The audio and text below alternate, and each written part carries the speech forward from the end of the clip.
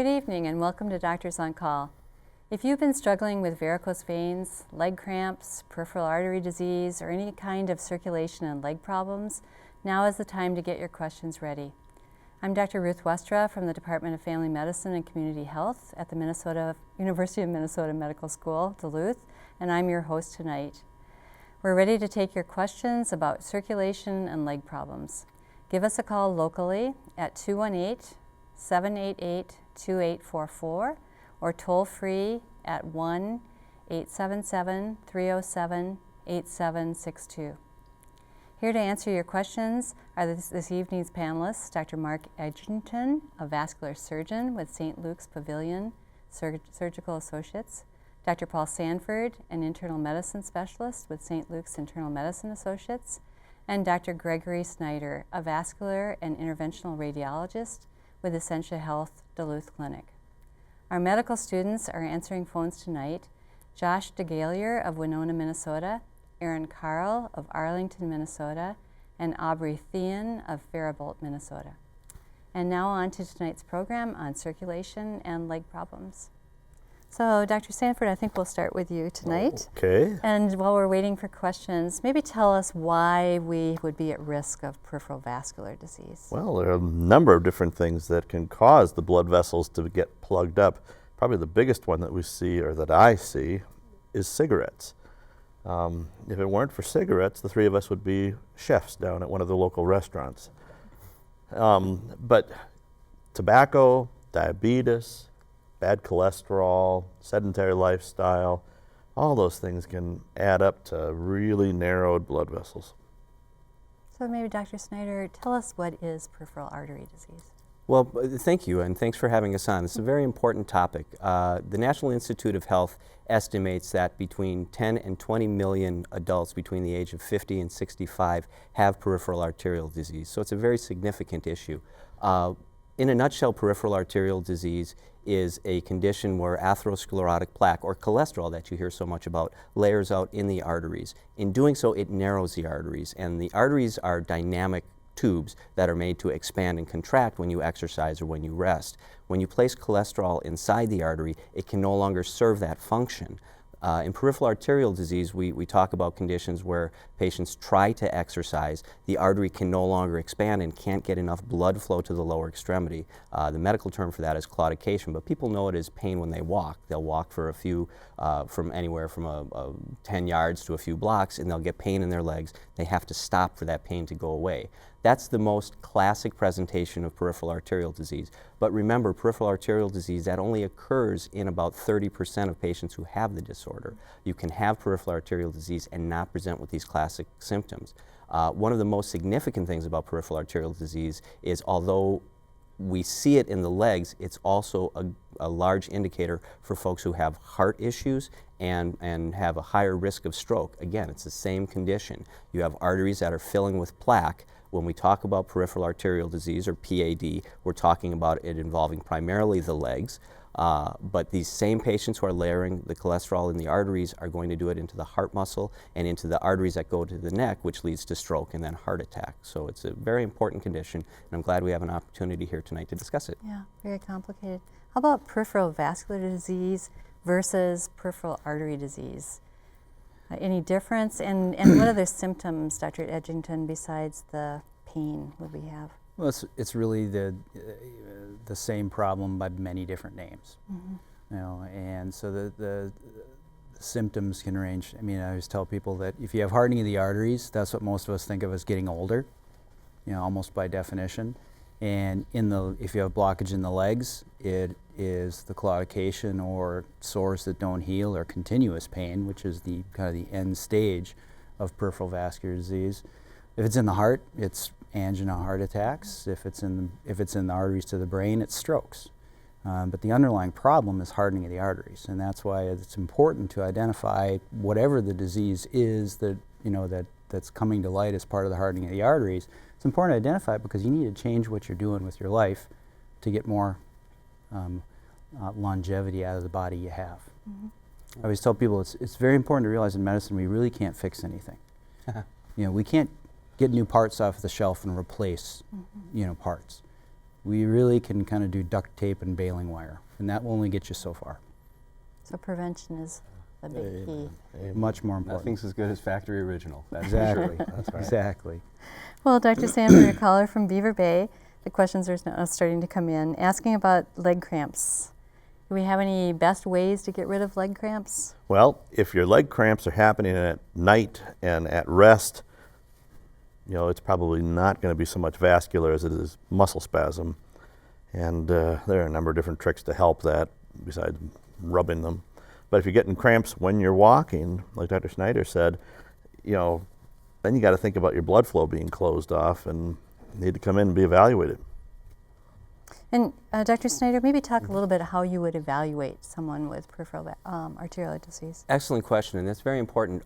One of the great thing about peripheral arterial disease is many of the studies, the initial studies that we do, are non-invasive studies. They're easy to come in, get it done. You don't have to worry about a big type of procedure. In fact, one of the most relevant studies is something called an ankle brachial index, and that's a simple blood pressure exam. We take a blood pressure in the arm, and we take a blood pressure at the level of the ankle. Now, you think of the heart as a pump. It is truly a pump, and it pumps out at a certain pressure. In factory original, the pressure in the arm and the pressure in the leg should be the same. That tells you that you've got good circulation. As you start to narrow the artery going down to the leg, the pressure downstream goes down, just like crud in a pipe at home. When the pipe gets full of stuff, the pressure downstream gets less. So we can take a ratio of the leg pressure to the arm pressure, and based on what that ratio is, we can give you a pretty good understanding of whether or not you've got a disease process in the leg, and that's as easy as getting a blood pressure done. Both myself and these gentlemen were actively involved in diagnosing these diseases. Also ultrasound, again, another non-invasive procedure that allows people to come in, and in 20-30 minutes we're able to get an incredible blueprint of the body now and tell you exactly where your disease is, and with that open up a number of possibilities for treatment. Mm-hmm. Well, one of the most important, evaluations is actually getting in front of someone that has an interest in this problem. Amen. In talking to someone about what their symptoms are and when they occur and what relieves them and all that, and then laying hands on them and getting a good physical examination. In 10 minutes, I can rule out significant peripheral arterial disease, or I can rule in significant peripheral arterial disease. So people love tests, and there's also these screening events that happen at churches and whatnot. And there's, those have their role and they're nice, but they don't replace actually talking to your doctor and getting in front of someone that has an interest in this. Excellent. Yeah, that's an excellent point, and that I commend you for mentioning that. That's the key, is that finding someone who's interested in this process and who has knowledge about it. You can learn so much from the clinical exam. Dr. Sanford, again, a caller from Cloquet this time asking about restless leg syndrome. Oh, okay. You like that one? Easy one. I'm getting the easy ones. Yeah, that's right. Oh, yeah. Restless leg syndrome is where people just get antsy legs, especially when they're trying to relax and they just can't stop them from moving. It's usually not a vascular problem. It's usually irritability between where the nerves and the muscles meet, and there are a lot of different medications to help that, but it usually is not a blood vessel problem. And there is an association with vascular disease, but it's important to realize that the restless legs doesn't cause the vascular disease, and the vascular disease doesn't really cause the restless legs. For some reason that we don't really understand, they tend to go together. So it isn't like if you have restless legs, you have to have treatment for vascular disease. Because I do get that question in my clinic once in a while. Sure. What about in varicose vein pathology? Because I know some of my patients have come in with restless leg type symptoms, with a failure of the saphenous veins that we've treated, and after those types of treatments, they seem to have improved. What's your experience in that regard? Well, certainly I think that the inflammation that goes along with the increased pressure in varicose veins leads to some irritation and some local change that does make the restless legs worse, without a doubt. And they do notice significant improvement, so that's... Very, very good. Well, Dr. Snyder, a patient's calling who wakes up from leg pain, gets better with walking. Wakes up with So, leg pain and gets better with walking. So any impressions on that one? Well, this is someone who we would like to do a clinical exam on, I think. Someone who's waking up with leg pain and gets better with walking could be a number of things. Traditionally, arterial disease gets worse with walking. Venous disease, if you have swelling of the veins, breakdown in the veins that leads to swelling when you're upright, those patients tend to do better in the morning than when they're upright because gravity causes the blood to pool in the legs.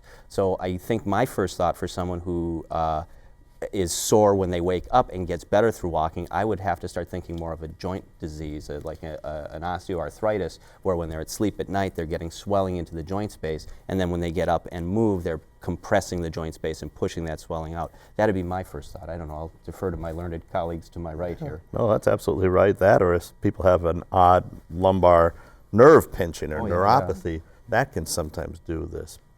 Any number of different things. The other clue that we could get there, and again, the topic is peripheral arterial disease. So, if the person sleeps with their leg hanging off the bed, and when they get up and stand up and walk around, it feels better, that's an issue. That could be a manifestation of really severe peripheral arterial disease. Really unusual that we hear that story, but I do hear it fairly regularly. Yeah. That's a great point. They're using gravity to help improve their blood flow because augmented the vessel flow is so narrow that gravity is now pulling the blood down. Yeah, that's a good point. Okay, I have one for all of you. I'm not sure who to direct this to because it's a question about hot peppers. Hot peppers. Does it decrease circulation? I don't think histamines hurt circulation. If anything, they probably help. They're vasodilators, but I don't think they have any impact on circulation. Eating the hot pepper or I'm not applying sure the hot pepper? What's the... Yeah, well, if you rub, the histamine, the hot pepper on joints, it can be very helpful with people who have arthritic pain. I can't remember what the name of the gel. Capsaicin. Yeah, Thank you. Mm-hmm. Just don't get it in your eyes. Right. Or rub your eye after applying it. Oh my gosh, agony. Or other Stay sensitive tuned. areas. Yeah. Yes. Oh yeah. So, Dr. Snyder, a question about why are legs, feet so cold all the time? Is that a circulation problem? Well, again, we're here to discuss peripheral arterial disease. If you have cold legs and cold feet all the time, it can be a product of vessels that are not providing adequate blood flow to the lower extremities. So I would say that, in the right, again, going back to what Dr. Eginton said, it's something that can be clinically evaluated. But yes, that can be a symptom of issues with vascular structures. So, Dr. Eginton, we have identified potentially somebody who has peripheral arterial disease. Then what is your next step? Do you do an angiogram? Is there something you can do to improve it, or what would you do? Definitely not, because with symptomatic peripheral arterial disease, the number one priority is controlling the risk factors because of that increased risk of heart attack and stroke we've been talking about. So the number one priority is what do they need to change in their life to decrease their risk as much as possible. Then the number two priority is would they benefit from a procedure? And really the only person that's going to benefit from a procedure is someone that has a lifestyle limiting, or I almost like the term disabling, symptom better, or they're at risk of having non-healing sores, or they're suffering tremendously from ongoing pain. So just because they have the problem doesn't mean that we pounce on doing procedures or interventions. Because a lot of people, I see it over and over again in my clinic. I have people who come in, they feel like their symptoms are significant, but they're not, they're not pushing for a procedure. We have them do some exercise treatments. Mm-hmm. We have them change their behaviors, stop smoking, etc. And they come back 1 year, 2 years, 5 years, 10 years later, and they are doing wonderfully with no procedures whatsoever. Yeah, I'd like to echo the statement you made about exercise. Critically important, definitely. And as humans in today's society, we've all become sedentary. So you get this subset of people who have peripheral arterial disease, and if we can encourage them to exercise in a dedicated fashion every day, routine exercise, we can see that their symptoms improve significantly. So I would echo what my colleague is saying about not jumping immediately into a procedure. There's many things that we can offer in the form of knowledge and, like you said, stopping risk factors or improving on risk factors combined with exercise that will really improve clinical symptoms. one, stopping smoking. Stopping smoking, yes. Oh, Say that amen. louder, Kids, shouldn't I? don't smoke. Right. Well, Dr. Sanford, how about venous stasis? We'll switch gears Sure. a little bit. No. Treatment, how do we diagnose that? Well, when people come in and they've got big Michelin man ankles, it means that the blood's flowing in, but it's having a hard time flowing out. And our veins, with maturity, kind of lose the ability to keep the blood going in one direction, back from the toes up to the heart. And so things that we try to do are elevate them, stay physically active, keep walking, and avoid a lot of excess salt. Salty foods are, each teaspoon of salt makes you hold on up to 4 pounds of water. So cut out the salty stuff and walk and elevate your legs, and hopefully that'll do the trick. Might be a good time to ask a question about like TED stockings or support Ooh. stockings. What do you, Yeah. any TEDs. interpretation of that or reasoning or? So TED stockings are the kind of stockings that you get in the hospital when you're there for something else, and their main purpose is to keep you from forming blood clots in the superficial veins. And what's significant about them is they squeeze all at the same pressure from the ankle up the thigh.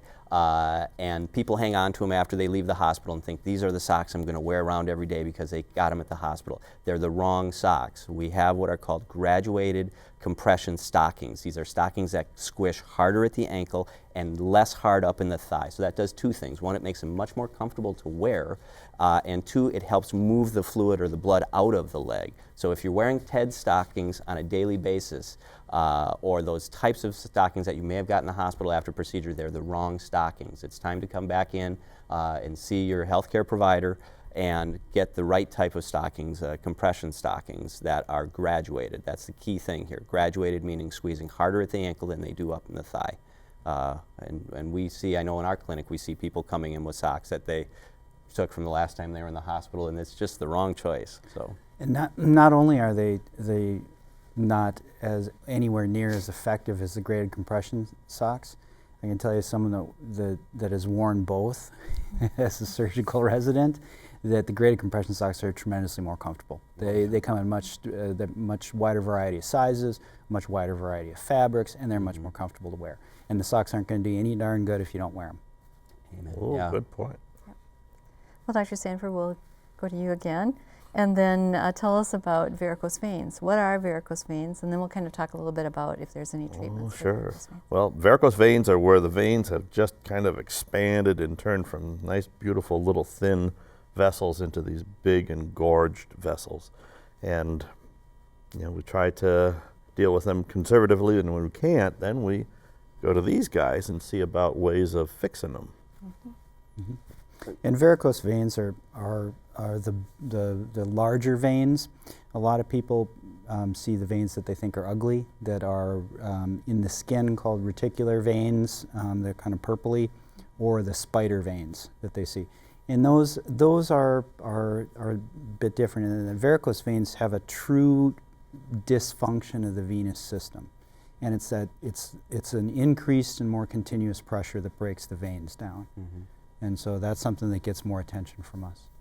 Yeah, definitely. Varicose veins, you think of veins, again, veins are just pipes that are supposed to bring blood out of the leg, where the arteries have the luxury of having a heart, which is a pump moving blood downstream and downstream and downstream. The veins rely on little valves. Every 3 to 5 inches there's a little valve, and as the blood moves up, the valve opens. As the blood tries to move down, the valve slams back shut. In varicose veins, the vein itself just stretches in diameter and it pulls that valve apart. And once that valve is pulled apart, there's no reason for blood to ever move upstream in that vein anymore. And what happens is the opposite. You get blood that's now moving downstream in the veins. The superficial system, or there's two systems, one that's deep close to the bone where those vessels are surrounded by the meat of the muscle. There's another system that's closer to the surface. That system carries about 10% of the blood out of the leg in a normal, healthy system, but when that breaks down, it can cause significant havoc, causing increased pressure in the leg. As Dr. Eginton said, it can, and more than just cosmetic. This leads to issues with non-healing wounds. There's a big component of venous issues in non-healing wounds.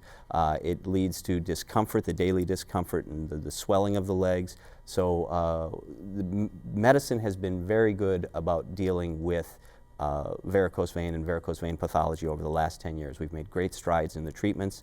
And again, not to rush to treatment, but if someone needs to go to treatment, we have some outpatient outpatient office procedures that can be performed in 30 to 45 minutes and significantly change people's lives in combination with the graduated compression stockings. They'll do very well after that. So again, if people are suffering from these types of conditions, please come in and see your provider. Yeah, the treatments are nothing like what people's parents and grandparents had. Yeah, they used to have a lot more pain, a lot more downtime from the procedures. I mean, it's not unusual, to have people come in and have a procedure done and go back to work, the next day. Very next day. Yeah. Yeah. And although we don't do anything for cosmetics, there's a renewed interest in making sure that anything we do is cosmetically beautiful, for lack of a better term. Again, we don't promote it for cosmetics, but unlike 20 years ago where there was a different sensibility about how to treat this, today the modern practitioner is very aware of the cosmetic results of the procedures they're doing and has attention to that issue as well. Excellent. Well, Dr. Sanford, we're going to switch gears just a little bit. Our time is absolutely flying here. So, I have a male who says, I have tingling pain in my feet, who is diabetic, and wants to have a conversation about that, or what are their treatments available? Well, with the diabetes, not only are you at risk of blood vessel trouble, but you're also at risk of nerve damage. The diabetes just is like a hammer pounding on your nerves, and you can get numbness, pain, burning in the feet, hands. It's just a sign, usually, in the absence of blood vessel narrowing, that we need to be much more aggressive on getting the diabetes under control.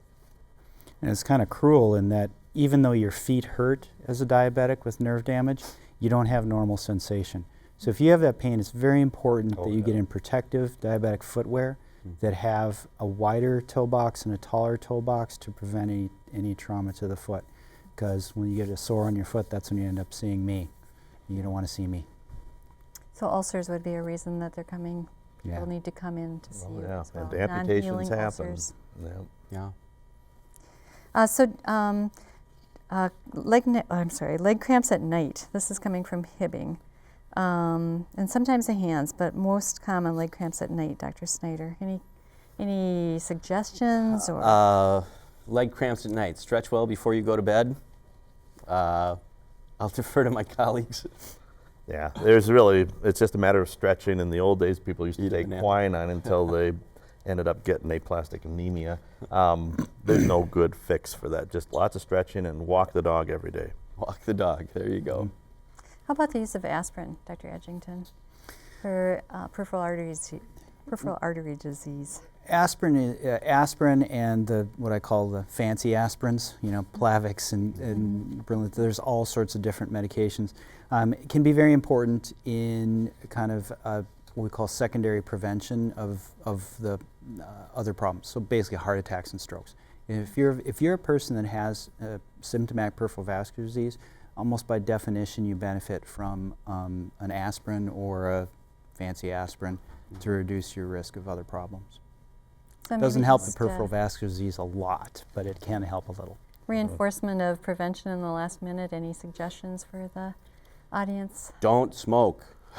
Don't smoke. Eat your fruits and veggies. Yes. Avoid your cheeseburgers.